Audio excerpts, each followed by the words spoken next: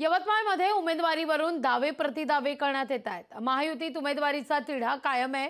संजय राठोड आणि भावना गवळींचे कार्यकर्ते गोंधळात असल्याचं दिसतंय। मवियाकडून संजय देशमुख यांचा प्रचार सुरू आहे। मवियाकडूनही अद्याप उमेदवारीची घोषणा झालेली नाही।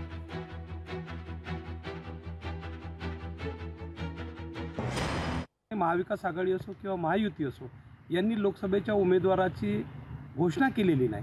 त्यामुळे मतदारसंघामध्ये मोठ्या प्रमाणामध्ये संभ्रमावस्था निर्माण झालेली आहे। प्रश्न केवळ उमेदवार घोषित करण्याचाच नाही तर नेमका कुठल्या पक्षाने लोकसभेचं इलेक्शन लढवावं हे सुद्धा निश्चित नाही। आणि त्यामुळे या सर्व गोंधळामध्ये नागरिकांचा मोठ्या प्रमाणामध्ये संभ्रम निर्माण झालेली आहे।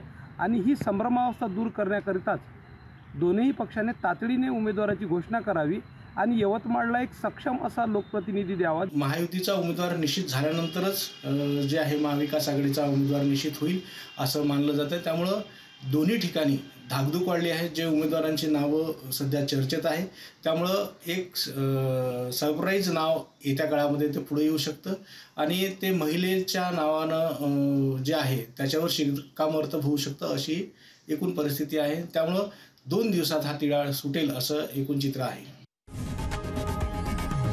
लोकशाही मराठी ऐका, पहा, जागरूक रहा।